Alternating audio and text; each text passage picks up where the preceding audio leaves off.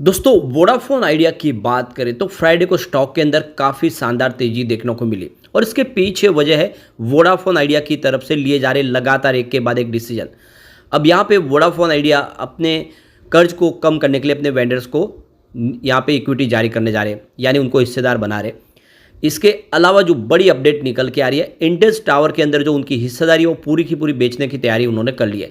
यानी इस बड़ी हिस्सेदारी को बेचने से काफ़ी भारी रकम मिल सकती है, जिसका इस्तेमाल कर्ज को चुकाने में और दूसरे जो और उनको ज़रूरत है उसको पूरा करने में कर सकते हैं। और आप ये देख सकते हो कि जिस से बैंकों ने भी पॉजिटिव रुख अपनाया है, यहाँ पे नया कर्ज देने को तैयार हो चुके हैं। ऐसे में कह सकते हैं कि वोडाफोन आइडिया धमाका करने को तैयार हो चुका है। वैसे भी पिछले कुछ समय से देखें तो इनका जो बिजनेस भी है वो थोड़ा सा बढ़ता हुआ दिखाई दे रहा है, कस्टमर फिर से लौटते हुए दिखाई दे रहे हैं। तो क्या आने वाले समय वोडाफोन आइडिया जियो को फिर से पछाड़ के अपनी पोजीशन आगे कर लेगा, जानने की कोशिश करेंगे इस वीडियो के माध्यम से। दूसरी तरफ जीटीएल इंफ्रा ने अपर सर्किट तो लगाया फ्राइडे को, लेकिन यहाँ पे रिस्क बहुत ज़्यादा दिखाई दे रहा है। क्या क्या इसका रिस्क है और क्या इसमें इन्वेस्टमेंट का मौका तलाशना चाहिए, जानने की कोशिश करेंगे इस वीडियो के माध्यम से। लेकिन फ्रेंड, उससे पहले अगर आप पहली बार हमारे चैनल पे आए तो चैनल को सब्सक्राइब कर दीजिए, एक बेल आइकॉन दबा दीजिए ताकि जब भी नया वीडियो बने पहला नोटिफिकेशन आपको मिले। वीडियो पसंद आए तो लाइक से जरूर कीजिए। चलो फ्रेंड्स, वीडियो स्टार्ट करते हैं। मैं हूँ आपका दोस्त एसबी दवे और हमारे अपने चैनल ऑनलाइन कमाई में आपका बहुत बहुत स्वागत है। तो सबसे पहले वोडाफोन आइडिया के कारोबार की बात कर ले तो क्लोजिंग 16.79 पर रही, 4.48% की शानदार तेजी देखने को मिली। तो क्लोजिंग बिल्कुल ऊपर की तरफ रही है और काफ़ी बेहतर प्रदर्शन किया। वैसे इंट्राडे में 16 रुपये तक स्टॉक चला गया था और वहाँ से एक शानदार इसने दौड़ लगाई है। अब यहाँ पे ये देख ही सकते हो कि 16.06 इंट्राडे का लो, लेकिन हाई 16.85 का। फिलहाल 52 वीक का जो लो है वो 7.15 का और हाई 18.40 का है। फिलहाल अब उस लेवल से थोड़ा सा स्टॉक नीचे है और आने वाले समय देख सकते हो कि एक बेहतर उम्मीद दिख रही है कि ये स्टॉक कमाल कर सकता है। यहाँ पे वॉल्यूम ज़बरदस्त बढ़ता हुआ दिखाई देगा। पिछले एक महीने पर इसका 131 करोड़ का वॉल्यूम था, 47 करोड़ की डीलर उठाई गई थी। 1 वीक पहले 114 करोड़ का वॉल्यूम था, 36 करोड़ की डीलर उठाएगी।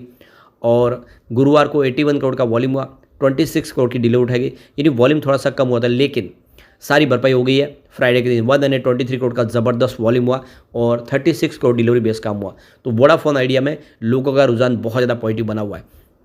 अब जो बड़ी गुड न्यूज़ निकल के आ रही है, वोडाफोन आइडिया इंडस टावर में अपनी पूरी हिस्सेदारी बेचने वाले हैं। तो जो खबर निकल के आ रही है मीडिया सूत्रों से कि ब्लॉक डील के माध्यम से पूरा का पूरा हिस्सा करीब 19,200 करोड़ में बेच सकती है वोडाफोन आइडिया। तो वोडाफोन आइडिया के बाद अलग अलग इकाइयों के जरिए इंडस टावर की 21.5% की स्टेक है। तो ये खबर निकल के आई तब वोडाफोन आइडिया के शेयर में ज़बरदस्त तेजी देखने को मिली, लेकिन सामने अगर आप देखें तो इंडस टावर के शेयर में गिरावट देखने को मिली। तो यहाँ पे वोडाफोन आइडिया अपनी स्टेक बेचने के लिए, जो काफ़ी बड़ी स्टेक है, यहाँ पे इन्होंने देख सकते हो कि bank of America, Morgan Stanley और बीएनबी परिबास को यहाँ पे ये डील को मैनेज करने के लिए इन्होंने हायर किया है, जिसके माध्यम से ये बड़ी डील हो सकती है। काफ़ी बड़ी हिस्सेदारी है और जिसके लिए बहुत बड़ी मैनेज करने की ज़रूरत है। इससे पहले देखो अप्रैल महीने में ही भारतीय एयरटेल की तरफ से उस खबर का खंडन किया गया जिसमें कहा गया था कि वोडाफोन आइडिया ग्रुप की जो 21.05% की स्टेक है वो सुनील मित्तल यानी भारतीय एयरटेल खरीद सकते हैं। तो देख सकते हो कि इसका उन्होंने खंडन किया था और अब आप देख सकते हो कि इसमें जो सबसे बड़ी हिस्सेदारी है वो तो भारतीय एयरटेल की ऑलरेडी पहले से है। 47.95% की स्टेक इंडस टावर के अंदर भारतीय एयरटेल की है और ये जो 21% की स्टेक है ये भी काफ़ी बड़ी वोडाफोन आइडिया के पास है। तो वोडाफोन आइडिया ने फैसला किया कि वो डायरेक्ट मार्केट में, ओपन मार्केट में ही ये सारी की सारी होल्डिंग बेचेंगे। अब इस डील को लेकर आप देखिए तो यहाँ पे मार्केट एक्सपर्ट अनिल सिंघवी ने कहा है कि कंपनी पैसे जुटाने के लिए मंत्र अपना रही है। कंपनी पहले 18,000 करोड़ रुपये का आईपीओ ला चुकी है। कंपनी ने नोकिया एरिक्सन को प्रेफरेंस शेयर अलॉट कर दिया है। ऐसे में इंडस टावर में हिस्सेदारी बेचकर फंड जुटा रही है। हो सकता है कि कंपनी से कर चुकाने या विस्तार करने में फंड का इस्तेमाल करे। निवेशकों को इस पर क्या करना है, इस सवाल पर उन्होंने कहा कि दोनों ही शेयर को होल्ड करके रखना चाहिए, यानी इंडस टावर और वोडाफोन आइडिया। अगर ब्लॉक डील होती है और इंडस टावर का शेयर नीचे आता तो शेयर खरीदने की राय रहेगी। और वोडाफोन आइडिया के लिए अनिल सिंघवी ने 18 रुपीज़ का टारगेट दिया है। वोडाफोन आइडिया ने 14.80 पर शेयर के भाव पर 2,458 करोड़ रुपए के प्रेफरेंस शेयर जारी करने को मंजूरी दे दी है। वेंडर्स जो है नोकिया सॉल्यूशन को 1,520 करोड़ रुपए और एरिक्सन इंडिया को 938 करोड़ रुपए शेयर अलॉट करेगी कंपनी। प्रेफरेंस शेयर के पहले नोकिया को 3,000 करोड़ और एरिक्सन को 1,200 करोड़ रुपए बकाया थे। करार से वेंडर का लंबी अवधि के लिए कंपनी से जुड़ने की भरोसे पर संभावना है, वो आगे भी बने रह सकते हैं क्योंकि वो हिस्सेदार बन जाएंगे। एफपीओ 11 रुपये के मुकाबले करीब 35% ज़्यादा प्रेफरेंस पे अलॉट किया गया है। यानी इससे पहले एफपीओ 11 रुपये में लाया था, लेकिन अभी इसको 14.80 की प्राइस से 2 वेंडर्स को शेयर अलॉट किए जा रहे हैं। 6 महीने का लॉक इन पीरियड भी होगा इसमें, यानी 6 महीने के पहले वो अपने शेयर बाजार में नहीं बेच पाएंगे। 10 जुलाई को ईजीएम बुलाई गई है, जिसमें बड़ा फैसला लिया जा सकता है। और साथ में एसबीआई कंसोर्टियम से भी 14,000 करोड़ रुपए के कर्ज मिलने की तैयारी हो चुकी है। यानी इस समय बहुत सारी रकम इस समय वोडाफोन आइडिया के पास आती हुई दिखाई दे रही है। ऐसे में वोडाफोन आइडिया अपनी मुसीबत से बाहर निकल सकता है। आने वाले समय जो शेयर होल्डिंग बढ़ेंगे, तो उसमें एरिक्सन इंडिया की 0.9% की हिस्सेदारी होगी।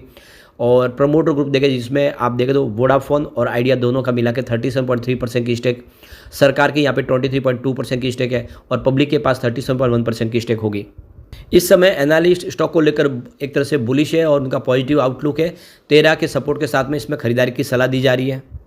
एनालिस्टों का कहना है कि जो टैरिफ हाइक की जा रही है, जिससे कंपनी को रेवेन्यू में बढ़ाने में मदद मिलेगी और टेलीकॉम सेक्टर को इससे काफ़ी बड़ा एक आसरा मिल जाएगा। कैश फ्लो भी अच्छा जनरेट हो सकता है। कंपनी अपने बिजनेस में तेज़ी से कुछ बड़े फैसले जिसका असर देखने को मिल रहा है positive. Market expert Mayuresh Joshi का कहना है कि कंपनी लगातार अपने कर्ज को कम करने पर फोकस करिए, जिससे आने वाले समय कंपनी आसानी से अपने कारोबार को आगे बढ़ा पाएंगे। दूसरी तरफ जैनम ब्रोकिंग के किरण जानी का कहना है कि स्टॉक 16 से 17 के लेवल को पार कर जाता है तो आने वाले समय जो इसके टारगेट होंगे वो 20 से 23 के टारगेट देखने को मिल सकते हैं। तो ऐसे में आपको 13 रुपये का स्टॉप लॉस लगा के इसमें खरीदारी करनी चाहिए। यह आराम से आने वाले समय आपको 23 का टारगेट दिखा सकता है। मार्च 2024 की बात हो, कंपनी के 4G सब्सक्राइबर में कुछ वृद्धि हुई है। आप देखिए 12.63 करोड़ के सब्सक्राइबर इनके पास है, जो इससे पहले 12.26 करोड़ के आसपास थी।